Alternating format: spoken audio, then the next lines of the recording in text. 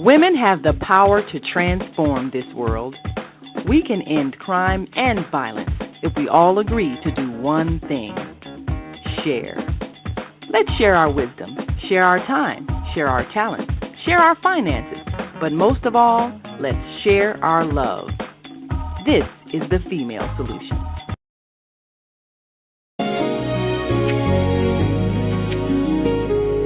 I want to wake up feeling beautiful. I want to wake up with the sunlight in my eyes and your arms surrounding me. I want to wake up feeling beautiful. That's how I want to be. I want to wake up with a song in my heart. I want to wake up with a song in my heart and the joy in my eyes. I want to wake up feeling beautiful. I want to wake up, you and me are the perfect match that could ever be. Wake up feeling beautiful. I want to wake up feeling beautiful. Good morning, everyone. It is Friday, and this is Coffee Break Live, and I am your host, Senabella. I'm happy to be here, and I'm glad that you have decided to join me. Welcome into the room, and let's get ready for what will be a surprising day. And it's already started, as Cece has decided to join us, and I am not going to be fighting with her this morning about where she lands. I'm going to let her have her screen time. So everybody say hi to Cece the cat. Anyway, I was hoping that today we would have a show with this beautiful young sister by the name of Olivia Franklin, but it seems that some things have gone awry. But before I get into anything that changes anything except anyone's disappointment, for anyone to be disappointed by not having her here, I want to take a sip of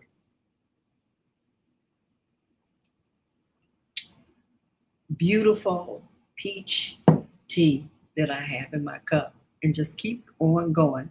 I believe in pivoting. In fact, I come from a business where if you can't pivot, you can't do anything.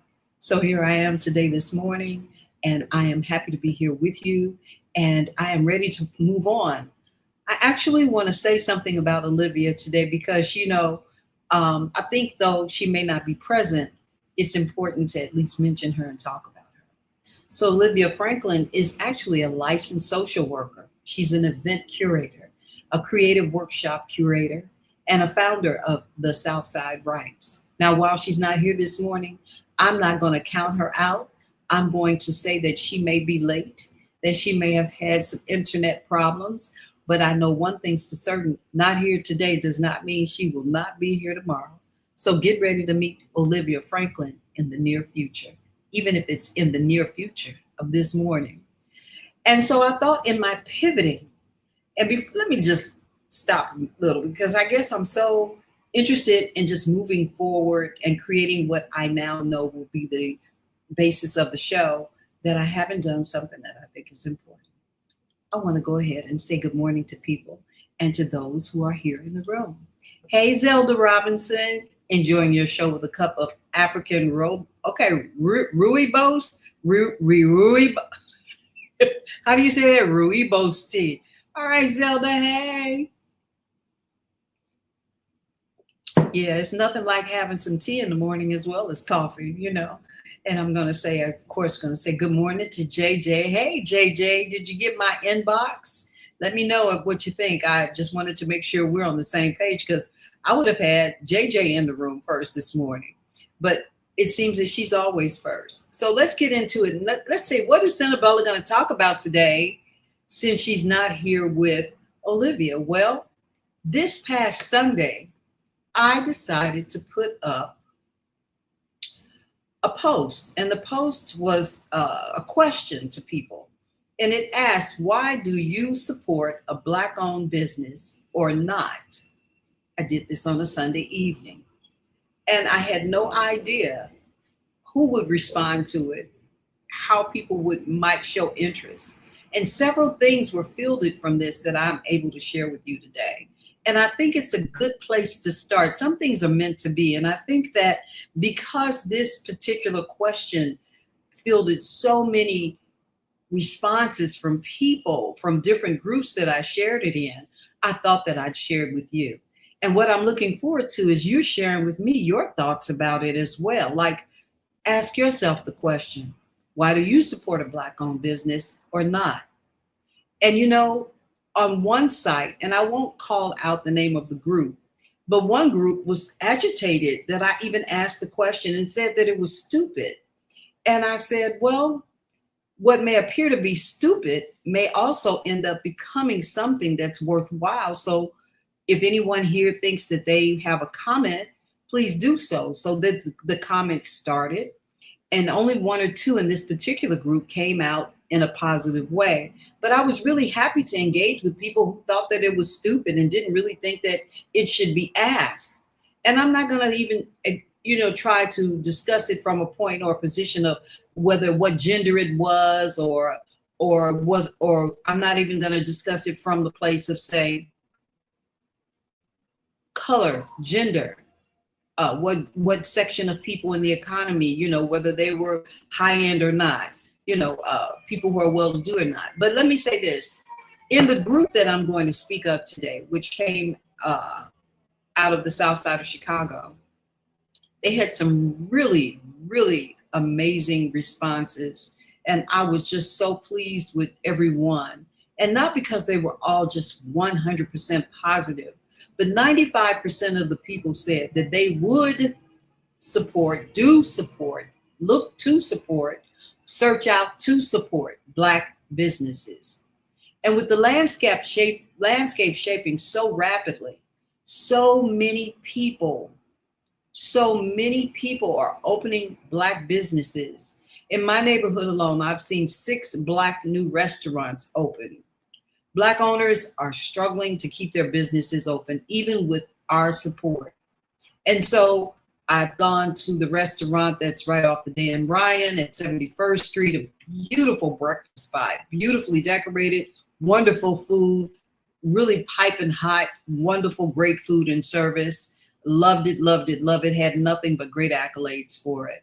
I've been to those that are like right here in Woodlawn, and they have beautiful service and wonderful, food and what have you. But really, having a hard time. I'm just speaking from the restaurant perspective, right? But then I also have gone into one of the things, and I'll say before I say going into, every time there's a festival and we host something in our neighborhoods, I always put aside $100 to go and spend and support the vendors, nothing more.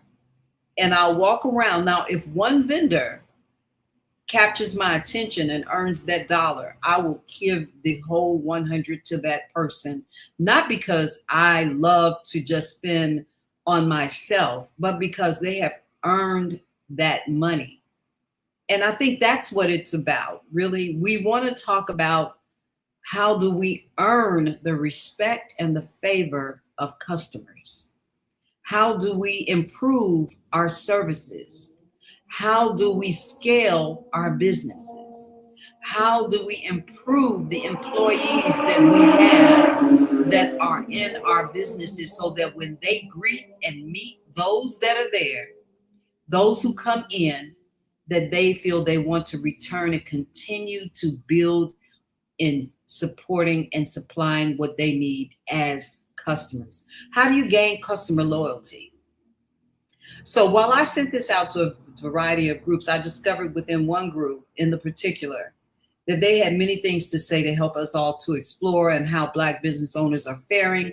According to this post, around 95% of those people who responded said, yes, they do, but they were not without comments sharing their concerns about some dismay about the state of Black businesses, concerns about location, services, untrained staff, affordability, consistency, appointments, and deposits for services that Normally you could just walk in and now you have to make an appointment, and then they don't want to give you a refund on the deposit for the appointment.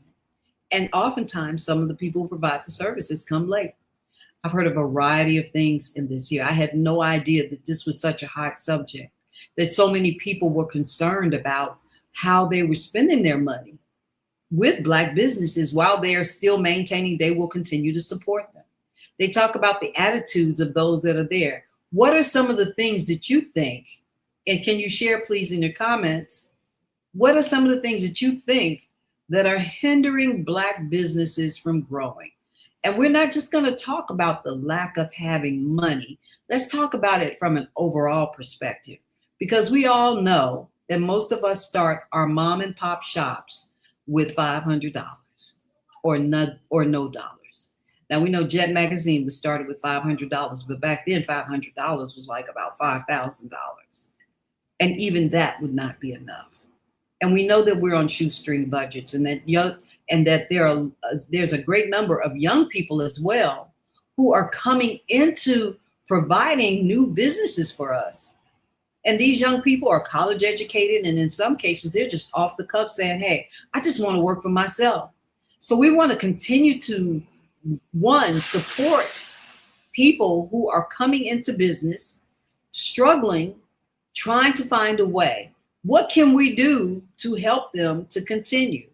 There's something that I was thinking about, and I want to know what you're thinking about it. So can we explore some of that today? Let me see, I got a comment coming here. Hopefully it's regarding that. Oh, thank you, Naima. Loving that opening song. That's my small business. My small business is writing music, doing community events, exploring relationships with people, and helping to find places to. This coffee break was put together on the premise of I had met so many people, and I felt they all needed to and deserved to be presented to public so more people would know about them. I didn't want to feel like I was the only person that knew them. And in some cases, we know some of those people, but we don't really take enough time to figure out how to support businesses to keep them running. So we need to talk about that today, and I need your feedback on this. So what do you think? Have you gone to make appointments at hair salons lately? Have you gone to make appointments at nail salons lately? Have you gone to make appointments at barbershops lately, and they require an appointment and a deposit? What was that like? Because people are saying they did it, and it didn't work out. They said that they did it and didn't work out. Now, I'll be honest with you. I stopped going to get my nails done at the shops that we know are local in our neighborhoods and have made quite a bit of money because of the same thing that we're saying about Black businesses. And after years and years and years of going into those shops and having my mani-pedi, leaving out $100 shy from tips and services, I said to myself, I've had it, that's enough.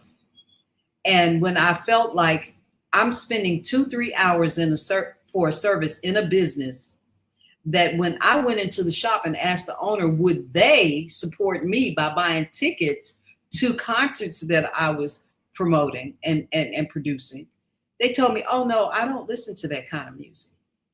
I said to myself, they don't listen to my kind of music, and I don't even understand how you can say no to someone who comes in and has been coming to your business for like 2-3 years and keeping your doors open, that you can't buy one ticket. So you know what?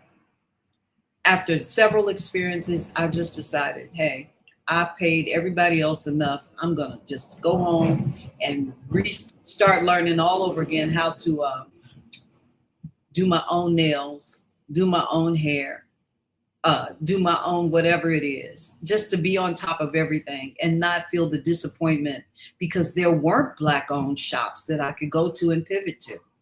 And it was a big deal to me. So I know I'm saying something that's got to be tempering and touching somebody from, that's here. And I see you in the room. And I would really like some feedback on this.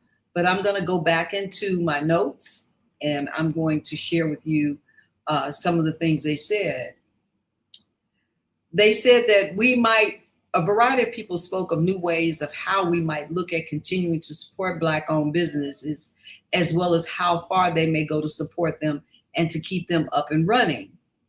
And one said, are you currently aware that only 3% of American businesses make decisions that drive decisions about the influence and the direction of the economy in America, and that none of the only 3% that exist are Black? Do I need to say that again? Only 3% of businesses in America make decisions that drive decisions that influence the direction of the economy in America, and that not 1%, not a percentage of the 3%, an iota, is Black. Yeah, let that sink in.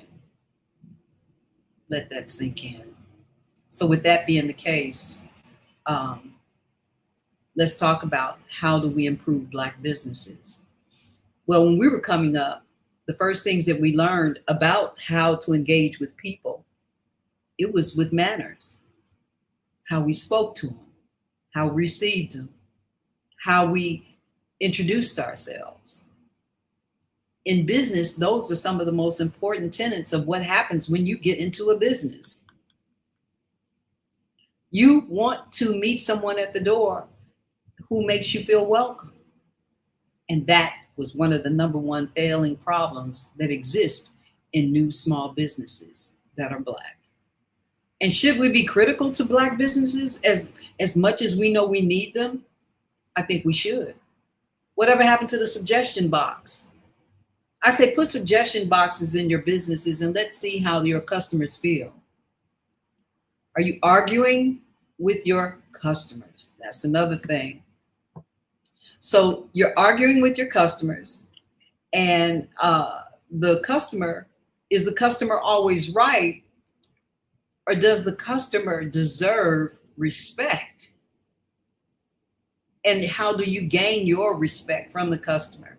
So I walk into a store, not me, this is hypothetically. We walk into a store and we are introduced. I remember Pier 1 was one of the first stores I ever went into. I used to go all the way south to Pier 1. You go north to Pier 1. None are in our neighborhoods. And the first thing they did when they greeted you when you came in the door, hi, welcome to Pier 1. I'm like, oh, I'm in Pier 1. They made me feel good. They made me feel good. I felt like welcome. And I looked around the store and smelled the store and everything was beautiful and the people were engaging. And I kept going back for the sensory perception of what was happening to me during the sales. And I spent a lot of money there. I did, on things that I didn't even need. I got into candles at Pier 1.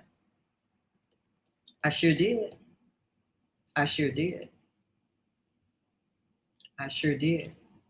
I got into candles at Pier 1. And then there's this thing about when you're engaged at the counter, right? What's happening with you at the counter when it's time for you to spend your money? Today, the economy is just messy. My daughter decided she wanted to take me out to get something to eat because I don't eat out a lot. I just refuse to eat out because it's just been crazy, especially since COVID. I just started cooking at home all the time. So we go out and I'm always telling her, save your money. Don't use your money on this. Don't use your money on that. And she decides, no, Mom, we're going to go and get something to eat. So she wanted to have some fish because she's going on this here pescatarian diet.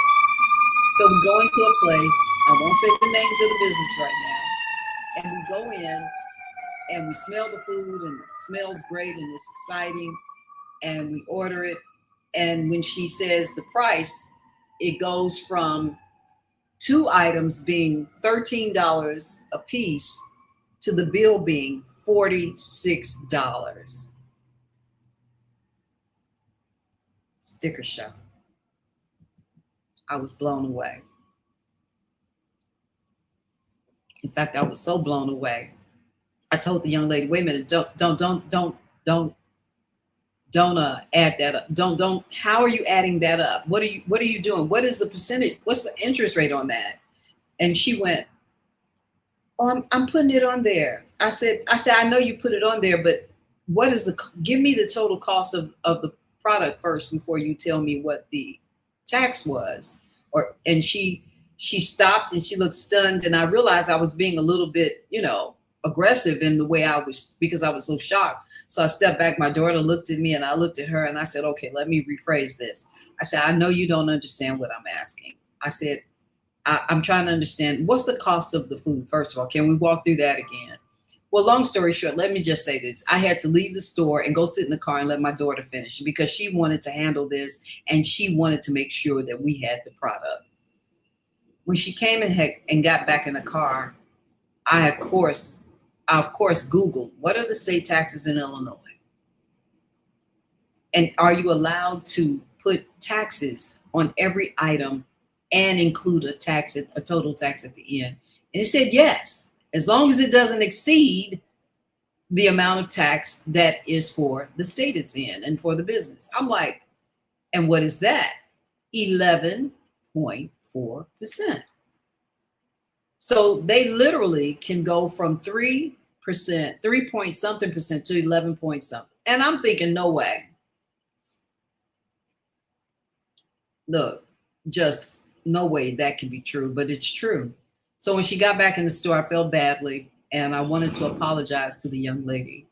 But I realized that it was a moment when I still needed to calm down. And of course I said, I'm going to go back and apologize to her because it's not her fault, but I'm sure that everybody is having sticker shock. So attitudes are going to go wild. This is a crazy economy. I paid $6 for a gallon of gas yesterday. Car won't take anything but premium. $6. Nobody at the pump where you can get up and get mad at them. You can't throw the doggone pump down on the ground. What are you going to do? We're in trying times. Black businesses are trying to open and operate during the hardest times that we have to open businesses. Some people are being successful. Why are they being successful? Naima says, has anybody ever felt like they were treated badly in a store because of the way they were dressed? Maybe casually dressed in sweatpants and a t-shirt? Well, I don't know. I've never had that experience.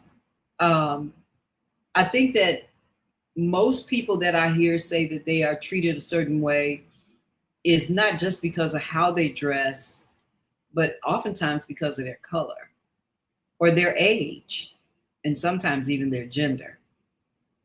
But yeah, I think that you can go in a restaurant and have a bad experience. If you go into certain restaurants and you're not dressed well, they kind of shun you. They want their customers to come in and have smell fresh, look good. And so, you have to shy away from certain restaurants if you're not dressed in a certain kind of manner. As far as any stores or anything, I don't know. Anybody got some feedback on that? They can come in. Maybe because I feel like I haven't had the experience, I don't know how to respond, but I'm certain someone's had the experience. Naima, thank you for asking that. Yeah. So just back to the conversation, or it's not a conversation until more of you chime in, but we're going to go to that. Now, I'm going to go back to where I was with the hair salons and the nail salons that are Black owned, that are asking for a deposit. I said, what? A deposit? So who's going to Black salons and having to put down deposits? And so the problem is that the young lady said, while she wouldn't mind doing the deposit, as long as it assured her that her service would be on time and that she had great service, which she did not have. And they still kept the deposit. So she says she's not for having deposits on appointments that sometimes even the person providing the service is coming late, not giving or providing good service, and overcharge for the prices. So here we are back to the cost for prices. What is the price that you pay for your services? Come on, folks, talk to me. Good day, Abantu. It's good to see you. It's good to see you. We're here talking about the economy. We're here talking about Black economy. The Black economy. 3% of businesses, 3% of people in business in this economy in America are decision makers that influence what happens and drives the economy in America, and not 1%, not a percentage of the percentage is Black. And now we're discussing, do you support Black businesses? And if you do, what are your thoughts about it? If you don't, why have people put out of places even if they had money to pay just because of the way they looked and smelled? Sure, I can see that though, but let me just say this. While I believe that it's important for us to honor those who are homeless or don't have a place to stay, or are not well and have certain smells, I can kind of understand that the effect that a smell and a look can have on the customers in the store who are waiting in line for food and having to feel some aggravation about the sensory perception of how it smells. Not that people don't want to see homeless, the unhoused. I'm going to say unhoused because I've been trained to say that now. I've been taught that by our dear sister Zelda. The unhoused don't oftentimes have washrooms and places they can go to. So I think that there's some things that we have to do. They have I think in New York, they had like washrooms that they created, shower places people could go to who were unhoused and could get cleaned up. And so we have to think about how do we protect customers as well as honor and respect customers. I think that's a good question to address in that way. We have to find ways around how we deal with all kinds of situations. Unhoused people are not always the ones who come in and smell bad. There are people who just don't smell good and who don't brush their teeth and don't wear good clothing, and they're not poor. I mean, we're dealing with situations that are about hygiene and socialization. A lot of what I'm speaking about is about socialization. The socialization of people when we come out and we have to endeavor new neighborhoods. Now that gets me to this. People also talked about location, like how far it was and how far they had to drive. That was another thing. Supporting a Black business because it was too far. So they looked for other small Black businesses or Black businesses and couldn't find them. So they're forced back into the spaces to get supplies or food or things that they need from others. But I think the biggest part was, again, cost. I'm going to keep going back to cost. People are like, it's just cost too much. And I think the second biggest thing was attitude. They didn't like the attitude of some people. And I think, and I know this because in my former marriage, we owned franchises, Popeye franchises. And let me tell you something. The training was top shelf.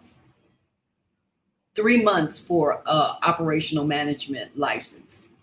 And we had to learn from the rooter to the tutor, everything front to back, up and down, you name it. But the number one thing on the list when we got in there was our staff. One, maintaining a staff, training that staff, losing that staff to other people who wanted trained staff who stole, people who came into the store and complained about how someone said something to them at the counter.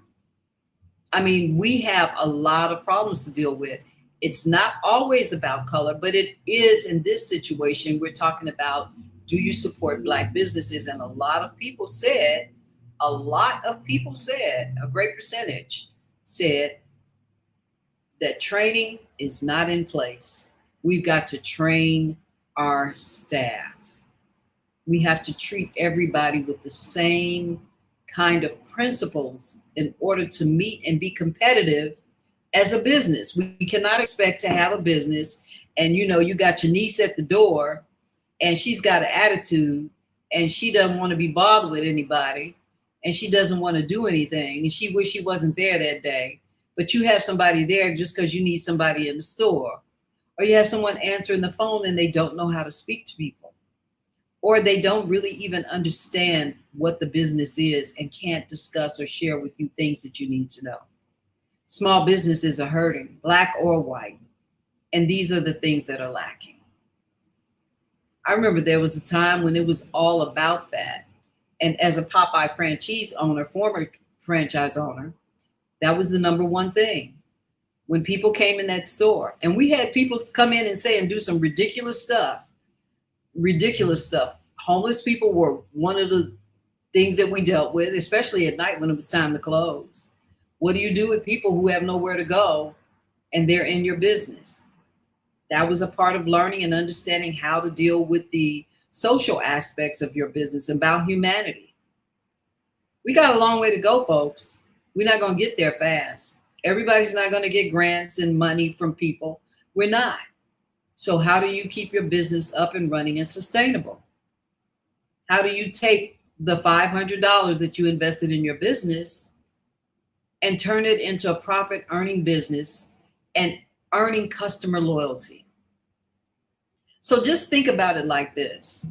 If you should have a business and you had 10 loyal customers who came to your store all the time, and they came because every time they came, they just loved your smile and the way you were sweating and trying to keep the doors open, and that even though some of your prices were a little high, they were happy to come in and support you.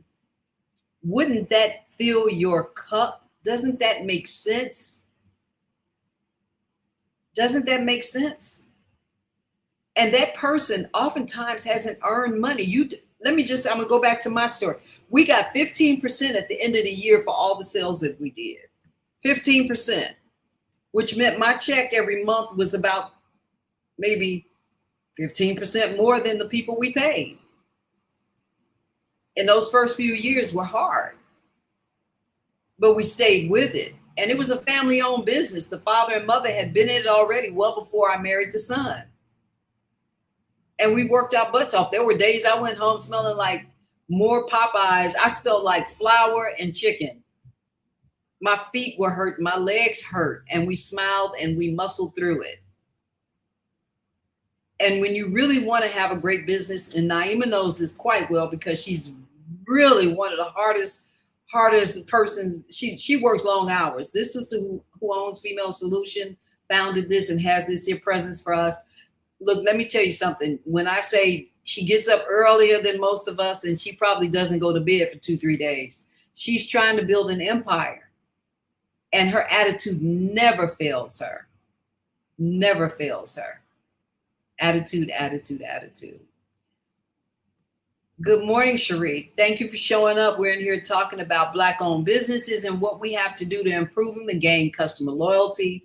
We're here talking about what are your concerns as you have gone and entered into businesses, and do you support them, and will you continue? Many people say they'll continue to support them even though they have the hiccups because it takes a while for things to get right. But how long can that take, and how long will you gain that kind of customer loyalty?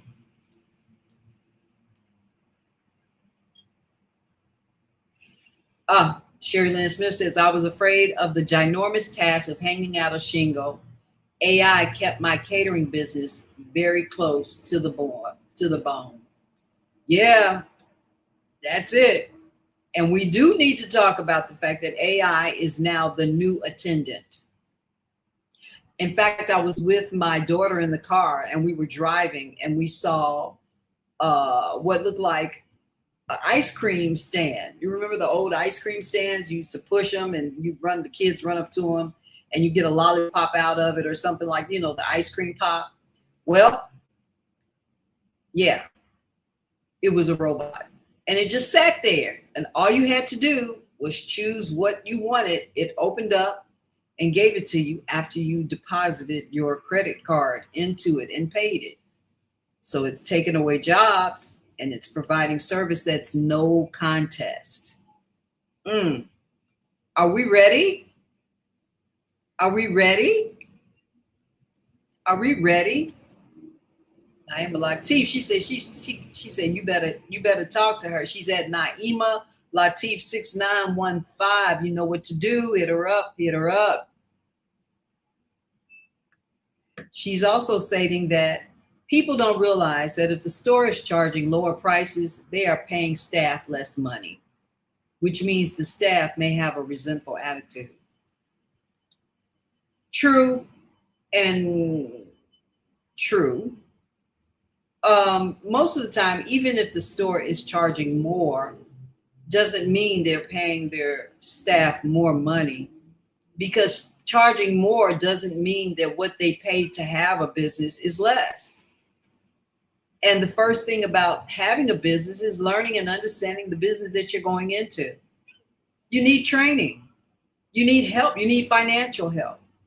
You should get advice. There are financial people who can give you advice and teach you how to run your business. As I said before, when I went into business with my former husband, I had to stay in Atlanta for 90 days training to get an operational management license. We were there all day. I had more chicken and did more. Look, there were more ways to fry a chicken and to make a meal and to do the things that you do. So you can still charge a lot and not make a lot of money. You could charge less and gain more customer loyalty, and over time build and create something. You just have to find different ways to have lower price items, things that are convenient for people. You learn. What's that over-the-counter sale that's going to keep your business running? For Popeyes, it was French fries and pop. Most restaurants operate on the small items that they sell, not the big ones. JJ says, I am a supporter of Black business, but I've noticed that some of them are not affordable, especially when it comes to restaurants. Don't get me wrong, I believe in paying for good food from established restaurants, but I feel like a lot of Black-owned restaurants that are starting out are only catering to people that can afford $50 for a meal. But I understand that food is very expensive these days. So I'll say to this again, the cost for food, when we go to the supermarket, here we go. Go to the supermarket with, say, $300. You know what you're coming out with. 15, 16 items. And you might get a sale 10 things for this, for that. But no, you're not getting any money. It's not happening like that. You're not getting anything for your money. You're just not getting anything for your money. So let me say that I've seen a lot of people partying this year. A lot of people are in the parks partying. You know what we're doing. And in all that partying, let me be real clear. In all the partying that's going on, what you don't see are people complaining about the money they spending on alcohol, smoking weed. Let's keep it clear. The clothes they wearing. Even if they're in a reprieve and they're not really shopping the way they used to and stuff. They say put your money where your mouth is. We can look at that in various ways. How can we do that? Maybe we need to understand that in supporting Black businesses, what we're doing is we're building a new economy. And that we may refrain from doing other things in order to continue to support them. And they may cost more, but they're not costing more than any other ethnic groups cost for business. Go to McDonald's lately? Another place my daughter took me to. She said, I want some McDonald's. I said, like, baby, I don't even eat McDonald's. Well, guess what? Fries were $3. I said, how much? $3? I'm like, talking about the dollar fries? Whatever happened to the $5 menu? You know what it was when she finished with her purchase, it was $30 at the window. And I got a small sandwich and I didn't want that. So JJ, we got some homework to do. We need to understand this economy is crashing and we're under it.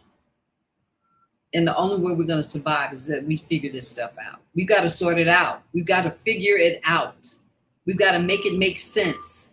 CENTS or MONEY or hard cash dollars. And we've got to work together collectively. And we've got to come up with answers. And this forum and other forums need to be had for us to discuss how we're going to move forward. And we're talking about having a new and better world. What are we doing to create a new and better world? Really? How do we do that? How do we get to a new and better world? And they say that money is the reason, or say people who are more involved in just money, money, money are people who oftentimes are led astray. So how do we get balance with that? I'm going to make sure I bring people back into the room who do just these things. Financial advisors, people who work in talking about the economy, what's happening in America.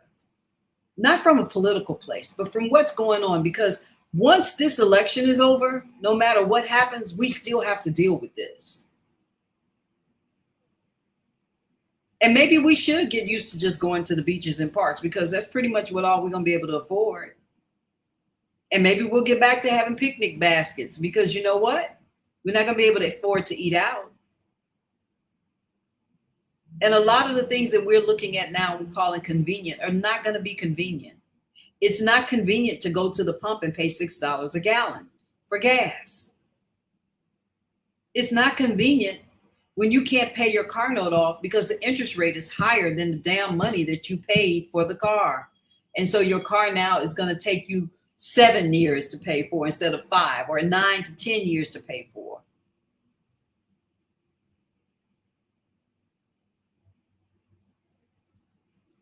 Got a lot of work to do. I'm going to take a break and give everybody a chance to think about what I said, because I think it's important to get some more feedback. I would love to hear from you and what your thoughts are. How can we save small businesses? Other than just going in and shopping once a week here and there, small things, little things, how can we do it? I think probably the answer that I'll share is probably something you've thought of already, but let's get there. Let's find out what we can do. I'll be right back. We'll take a short break, give you an opportunity to meet some of the people right here at the Female Solution in some short spurts of commercials that are about their broadcast, and hopefully you'll support them. And while you're talking about support, make sure you tell others, if you haven't done it already, to subscribe to Coffee Break Live with Senabella, the Female Solution, here at StreamYard. That's right. Subscribe. Help those who help you.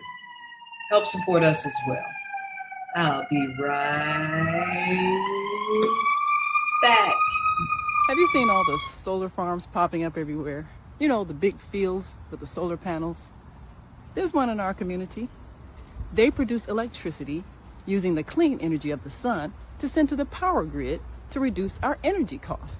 Because not everybody can get solar panels put on their roof the way I have, but everybody can enroll for free to share the energy produced by the solar farms. That's why they were built. You know you're supposed to be getting a 10 to 20% savings on your bill for that, right? Illinois has a goal to transition by 2050 to 100% clean energy. So everybody needs to be connected. People in other communities are already getting their savings. So I'll be by to see you, because they want to make sure you get your savings as well. It just takes a few minutes. I'm Naima Latif. Call me if you have any questions. 312-849-3456. Leaders of nonprofits empowering worlds. Let's go. But the vision that God gave me, I felt that it was time for me to step out and work on the vision that God gave me. we need look no further. We have a unique voice. We have a unique talent pool.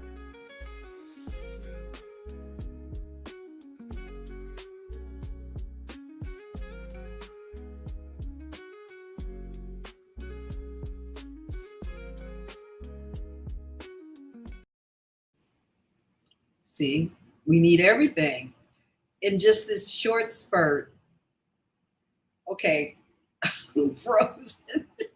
I didn't know if you could hear me or not, but you know, this is the internet. Hey, internet. Let me tell you something. They said that recently Chris Brown and Usher did a concert, and I saw a picture online, and someone put, if this many people went to vote that went to this concert, then we could transform and change the world if people came out like they did for the concert. How did they afford that? The tickets were $400. So what's really going on? Personally, I love me some Chris Brown. That young man can sing and dance, but I don't know if I would have paid $400 for him, not at this time. But maybe we start thinking about it. $400 might be the norm for what we have to pay to go to concerts. What are you going to do when you want to go out and you have to have $1,000 just to go out? What are we saving? Now, I know we're talking about all kinds of things today. You've got Bitcoin, right? You've got the American dollar that's crash, isn't crash and burn. We have so many types of things going on that are making us have to make, just causing us to have to make a choice. How can we save our money? Where do we save it at? Where do we save it? How do we save it? What do we do with it? What are we planning for it if we can't save it? Are we back to, are people making budgets? When we go into the stores, how do we engage with the new Black business owners? Do we let them know that there are things failing and that you're uncomfortable when you're there? Are you sharing with them the problems that you see, or are you just complaining? Yeah. Are you saying, hey, look, I would love to come and eat at your restaurant, JJ Wright, but I can't afford your food? Are you going to have something on the menu that's a lower price item that I would love to come back and to buy? I want to see you here. I want to be able to walk out my door and come to your restaurant. Yeah. I want to pull up at the window because I like to see little Sarita at the window working her first job at the restaurant. Most of us started at McDonald's, right? Intensive training. Knowing about money. Do you know most of our children today don't even use directions to go places? So if they go somewhere, they count on the Uber driver, the bus driver, but they don't know north, south, east, and west. And I'm speaking all children. We got a lot of things going on. A whole lot of things. How many people are experiencing with their children or their grandchildren this sort of lack of knowledge about things that we just kind of knew? I remember when we were young, our mother put us on the bus to go downtown so we know how to get around. And it was 14 of us. And she put the money in our hand. We get on the bus and we go downtown and we come back. And if we got lost, we walked around and we found our way back home. My mother was teaching us about money, transportation, using ourselves, critical thinking, how to work together. That's what we need to do. That's what we need to do. How do we work together? How do we make this thing happen so it keeps on happening? How do we feed these children? Not just food, but sustenance for life. These are the things we need to be asking ourselves. These are the things that we need to address. These are the things that are important. And this is how we're going to go forward. And this is how we're going to make it. We're either going to fail or we're going to rise. We can't rise just because we feel good. Oh, I feel good, so I'm rising to the top. No. It's not that simple. Steady, consistent, carefully planning, caring about, you know, when you fall, you get back up, or you stabilize yourself, you do something. You do something. And we could do it together. We could do it collectively. We can do it together. We could do it collectively. So Naima, Zelda, all the sisters and all the brothers that are here at Female Solution, I challenge us all to come together to create a forum where we can talk about how we can go about changing and transforming these things that are happening. Provide some vision, some instruction, some education, and people who can guide Black businesses. So I'm going to start with mine coming in September. I really will. Abantu Price says, I'm a supporter of Black businesses and hold them accountable for basic standards, qualified staff, reasonable prices, cleanliness, timeliness, etc. I, in turn, intend to be a respectful patron. Opening a business without a business plan and expecting consistent profits may work against them. My dream is that communal values will return. Amen. Amen. Amen. Amen. That's what is up. That's what I'm saying. Well said, Abantu. Abantu. Well said. Well said. So glad you're here to make a comment in that regard. Thank you. And that's what I was saying. About 95% of the people were saying in total what Abantu just said. It's important for us to know that just because things don't feel right and seem right and aren't right doesn't mean we can't get it right. It doesn't mean that that person's investment is not worthwhile. And it doesn't mean that that's what you're going to experience all the time. But if in fact you find yourself, we need to have other places you can pivot to. And we need to figure out how to help that person become more sustainable by saying to them, hey, here's some of the problems. I don't know if you're going to address it or not, but if you should, here's some people and here's an organization or a place you can go that's going to do more than give you money to keep you open. And I'll say this, a lot of people getting grants, they're messed up from the grant money because they have not used it well. I see people with grant money going shopping, going on trips, having names and looking like they're all smart and wonderful. And at the end of the day, when the grant money is gone, so is the service that we're supposed to be getting. This is all tax money. Everything is talking about taxes, tax money. I'm not saying we don't deserve grants and we don't deserve to have lower taxes and lower prices. I'm saying, what if none of this exists anymore? Because that's what it looks like it's coming to. What if none of this exists anymore? Then what's going to happen? What's going to happen? How are we going to get to that?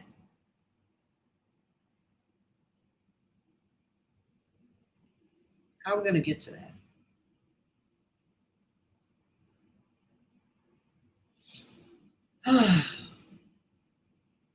Well, it's been really a changing hour. I know most of us came here hoping to see Miss Olivia Franklin. I pray that we have her here soon. I'm certain that she's not just abandoned and forgotten about it and that something has gone awry. She's a wonderful young lady and I continue to support her. I met her with Pearl Ramsey at the Garden on the south side of Chicago, where she was presenting young people. And all of these young people were hopefuls of doing something in creative arts in the future, and they were absolutely wonderful. And she herself young and did an amazing job taking something and taking nothing and turning it into something. Although she's a licensed social worker, she's still looking for ways to support. And so I'll say to each and every one of you, as well as I say of myself, we have to try harder. We can't just talk about it. We can't just be visionaries. We have to make these things come true, and we have to work together. I say yes, some churches for town halls, some of these meeting places, and let's go grab some of these people who seem to have a lot of time just chilling and hanging out and find out what they're doing and how what do we want our future to look like? What does it look like? What does it look like? How do we get there?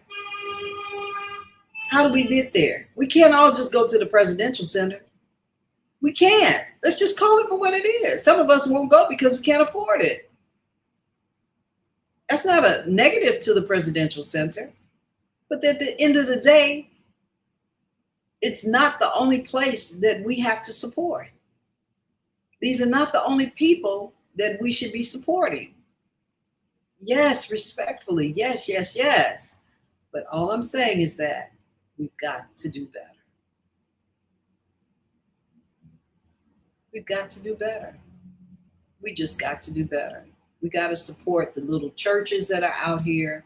We've got to support the small businesses that are out here. We've got to support these fathers and these mothers that are out here. We've got to find a way to govern ourselves from a place of humanity and put our perspectives in check, put our feelings away, and start dealing with things so that we don't see the loss of all the hard work that we put in just to get to where we are. And if money is the issue, then we got to deal with the money. But I think it's what we are internally that we have to deal with first. And I think if we can deal with who we are internally, we will find ways to fill the gap, to walk up to people and say, hey, do you have a moment? I'd like to share with you what my experience was in your business today. And I hope you don't mind, because I really want to come back and support you. But I have an issue that I need to discuss with you. And I don't want to just leave here and talk about it. That's like gossip, to leave somewhere and not share with them, but gossip and tell other people about it and keep them from coming and having an experience. That shop that I told you about earlier when I first opened today, talking about my experience in going into getting my nails done and getting in the shop that day, getting my nails, paid the $100 for my, for the two services, which is much more now. Look, I went back and I spoke to her and I asked her, I said, this is what my nails look like. These were supposed to last for 3-4 days. It's been a day. And it was off and it was over the weekend. So I was like this all weekend. It was for a weekend event. And she pushed me off and she told me to sit in this chair. She was going to have somebody else do my nails. I said, no, but you did my nails. I would like for you to, do this recovery. And she refused to do it. And then she was very rude to me in the business. And in the chairs were a lot of women like me. And I looked over at them and I said, and this is what we're getting for our money. And because I had experienced it several times and I had taken up the effort to talk to everybody, yeah, I decided to go home and do my own damn nails. Abantu, Senabella, that's a great point. Operate as if grant money isn't there. Absolutely. All of my mentors told me, Senabella, if you're taking grant money, you're not going to grow. You're going to get used to the grant money. And then when you don't have it, you won't be able to do what you do. You got to figure something else out. And I've been grinding for a long time on my own without grant money. A long time before I started getting help. And even then, when I wasn't being paid, I was paying other people when I was doing a lot of shows, putting on a lot of shows, a lot of the productions. I paid everybody but me, trying to make sure we got those people out there and stuff. And I'm not saying that I'm proud about that. I didn't do my business right. But once I learned how to do it better and how to pay myself as well as others, get people who want to band together and work and struggle and sweat with me, then things start getting better. Did you hear that? So that's the message of the day. Let's learn how to band together, struggle and sweat and build together, sacrifice something together, and recognize that each and every one of us is important to the other. That we can't do everything based upon color, gender, location, economy. We can't. We have to say to ourselves, we're going to live in this new world and we're going to do better. We're going to do better. We're going to talk about it and we're going to do something about it. And you can be sure if your child comes into my presence that I'm going to care about that child. I don't care what age they are. And I'm going to make sure when they walk away, they have some expression from their heart about what I've said and how I have intended to make sure that they have self-respect, self-regard, and a definition of how to engage with people after they've left my presence. Well, at the end of this hour, it's been wonderful being here. I look forward to seeing again you next Friday. We have a wonderful sister who will be on the show, phenomenal woman by the name of Dr. Mary Swopes. a visionary who's done everything that I've talked about here. And for the last 50 years have served so many people, trained so many children, did so many things. So she'll be here next Friday. We'll be talking about that. I'll make sure you have it. It'll be out. Thank you for coming here to Coffee Break Live with Senabella. I love my music playing because I love being able to be present, fully present here with you. Started it here, gonna do it here. We're gonna make this happen. You all have a great day. Thank you so much. Oh, right here, JJ says there are a lot of apps for Black businesses that are out here. Miria, I have that. Black Business Finder, don't have that. BLAP, didn't know about it, just to name a few. So let's put that in the comments so other people can see it and hear it. You all have a wonderful day. God bless you all. I love you all to life. It is time for us to say our goodbyes, but not before we hear a few things so we get out of here. Remember, support this business. Like things, comment things, share things. This is part of building the economy. And I'll come and build with you. You let me know how I can get in with you. Let me know what I need to do. JJ, I ain't forgot about you. You know where we going. It's all going to be gravy. All right. Have a good. We are global transformers, changing the world from the way it is to the way it should be. We are one. Wherever we live on this earth, we are one human family. On behalf of our team of radio hosts, I'd like to extend a greeting to all the members of our family, whenever and wherever you may be listening around the world. To our family in China, Ni Hao. In India, Namaste. In Japan, Konnichiwa. In Korea, Annyeonghaseyo. In Russia, Здравствуйте. In Germany, Guten Tag. In Poland, Dzień dobry. In France, Bonjour. In Spain, Hola. In Italy, Ciao. In Egypt, Ahlan wa sahlan. In Ghana, Akwaba. In Nigeria, Peleo. In South Africa, Sawubona. In Senegal, Nangadef. In Kenya, Jambo. In Israel, Shalom. In Pakistan, Afghanistan, Palestine, and Saudi Arabia, Assalamu alaikum. Greetings, and may peace be upon you all. Join us live on the on-air radio network called 727-731-5192. We want to talk to you. I wanna wake up feeling beautiful. I wanna wake up with the sunlight in my eyes and your arms surrounding me. I wanna wake up feeling beautiful. That's how I wanna be.